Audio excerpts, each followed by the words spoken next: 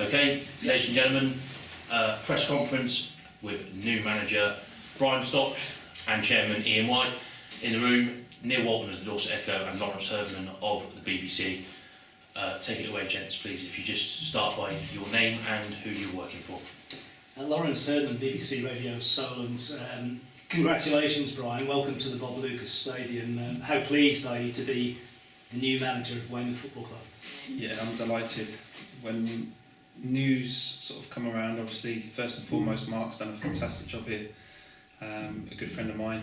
And when the job became available, I had no hesitation in putting my CV in, given the opportunity of what this club can bring to me as a manager.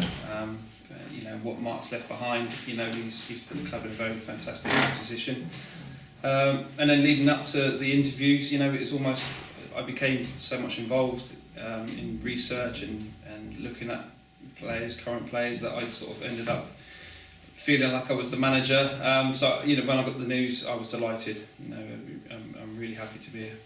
It's your first major job in football as a manager. What were the key factors that sold it to you?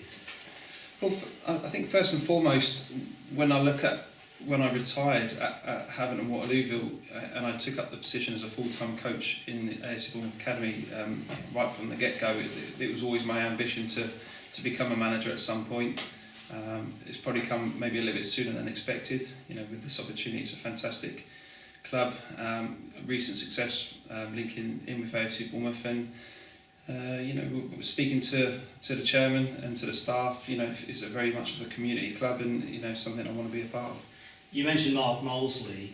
What sort of platform has he laid in his 3 years here, and how big a challenge will it be to carry forward now the good work that Mark has done? Yeah, like I said, he's done a fantastic job. It's been a real team effort. Speaking to one or two of the players, the football that he played. Obviously, being in the same environment at AFC Bournemouth, we get taught certain patterns of play, rotations. How we want players to play. And how that can affect the opposition. So I was surprised at how well that actually transformed from a professional setup to non-league, and how he's achieved that is remarkable. And obviously having the same sort of education as Mark in terms of from the first team down to probably under 13 level, we have that understanding, and I'd like to continue that. And the link with Bournemouth has been absolutely pivotal with some of the young players that have come through and performed so well here at Weymouth, be it with Eddie Howe, now Jason Tindall. Is that likely to continue, and how important will that be? Yeah, most definitely. I think that's been a really positive for both AFC Bournemouth and Weymouth. Obviously having their up and coming talent, and now they have a platform now to play at a higher league, and they've achieved that over the past 2 seasons of double promotion. So it's been success both ways, and when you look at the talent, and I've seen that on a regular basis, having worked in that environment for the last 18 months, and with the friendship that I have with right the way through the club, from Jason Tindall to Stephen Purchase, Sean Cooper, Alan Connell, Carl Fletcher, ex-teammates, good friends of mine, I think that link will only get stronger. And what are the targets, what are the main challenges now in the National League? It's a tough league, a lot of travelling. What goals do you set yourself at this stage? Well, obviously I've almost experienced the same sort of transition as a player with Havant and Waterloo. So we did a double promotion exactly like Weymouth. So going into the season, we had high expectations of actually achieving maybe a couple of upsets, top half, top 6. One of the biggest factors that we found was the fitness, the demand, competing with full-time clubs, bigger budgets, all of these factors. When it comes to the ambition of the club, it doesn't stop at a double promotion. I think to stabilise a club like Weymouth in year 1 would be a success. Not to say that you wouldn't look higher than that. I'm a very ambitious manager. I was as a player, and I'd like to continue that at Weymouth. And what can you tell us about the backroom staff that you're bringing along with you, Brian? Well, I'm going to probably sort of hold off for that for a little bit. Originally, we had one very, very close friend of mine that might have to pause for the time being. My other first team coach that I'll bring in is a guy called Louis Langdale, a very good friend of mine, experience at Premier League level with Crystal Palace. He's worked at Portsmouth, Bournemouth. He's going to bring a lot to the table in terms of sports science. He's a lecturer at Solent Uni. And also he's been doing that all his career, but he's also a UEFA B and he's experienced manager at local side Tottenham, so he's going to bring a wealth of experience to the team. And football often throws up a few quirky situations. Friendly tomorrow against Hamilton Waterlooville. What does that hold for you? Yeah, it's almost like, it's crazy really. You finish your career at a club and you end up playing them, as a manager of Weymouth. So that has to go that has to be put to the side. You've got to concentrate on the game. The opposition is irrelevant really, but when I look at what I achieved as a player at Havant and the rest of my career, this is the only league I've not been promoted in, so I'd love to achieve that as a manager. Brian, for now, thank you very much. We'll speak to you on BBC Radio Solent in just a moment or two. Ian, how pleased are you finally to have this man on board?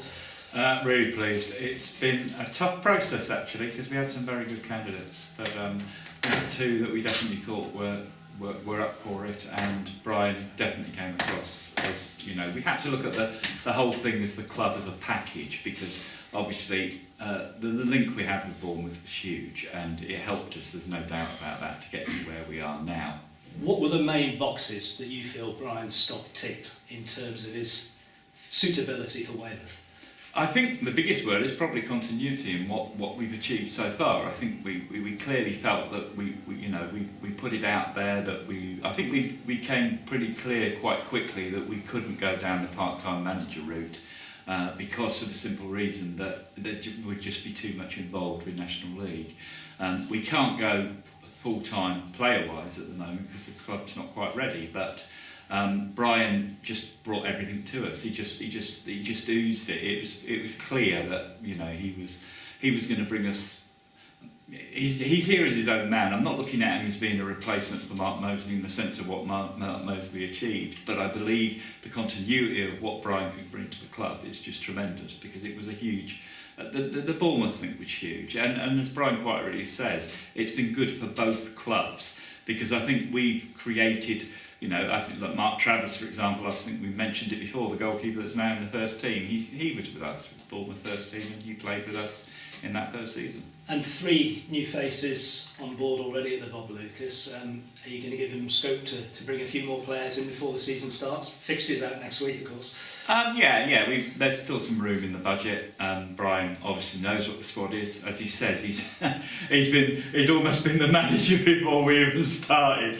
He's looked into it in a big way, and he knows what he's got. What he's got is, I think, a great group of players. I think a group of players that will continue, I hope, surprising a lot of people, and that's what we're looking at. And could you just tell us what the contract is that Brian has signed here?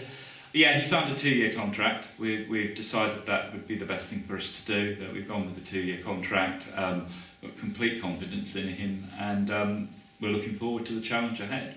For now, thanks very much indeed, Ian. Thank you. Okay, Neil Walton from Dorset. Ryan, many congratulations. Thank you. Can you just sum up for the fans what this means to you as a manager joining Weymouth? I think first and foremost it's very rare, and I think if you look at the success that, especially Weymouth with Mark, Bournemouth with Eddie, managers that have been very successful and almost taken a leap of faith with that.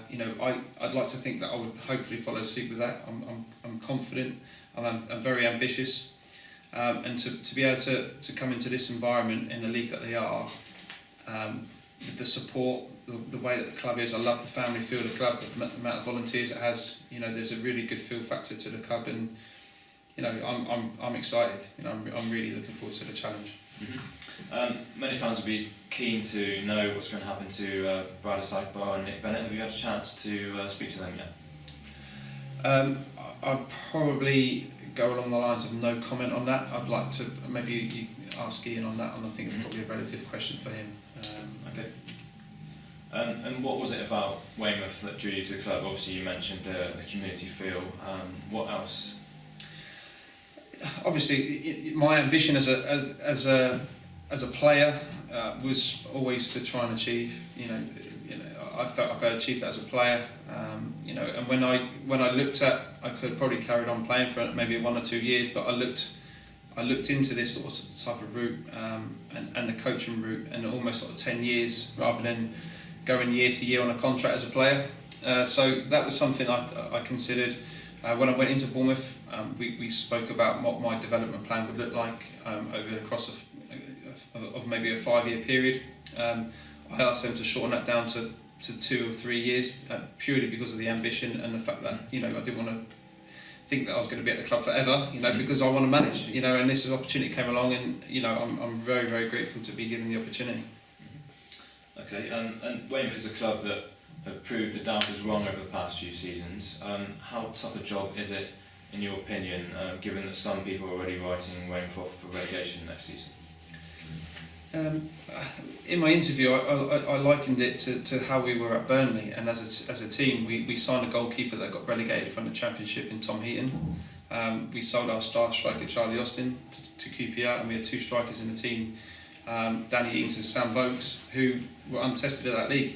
And we proved everyone wrong, and we proved them wrong by just hard work and together as a team. Every promotion I've achieved as a player has come from that. I'd like to achieve that in the squad, and anyone that was not part of that, or doesn't want to be a part of that, or not happy to be part of this 16, or if they're out of the 16, then they're going to have to fit into the team, or unfortunately their chances will be limited. And Weymouth will operate inside of a tight budget. What are your sort of plans for those constraints at the moment? I think the most important thing is to work with the players. I think that's the most important thing. Look at the players. I was at the Tottenham game. I liked quite a lot of individual performances. We've still got time from now till the end to the start of the season to have a look at the squad. Like the chairman said, there is room to bring 1 or 2 in, and I think before I do that, no doubt we'll be looking around for players for certain positions. But I think it's given how successful the squad has been, they deserve the right to fight for their place.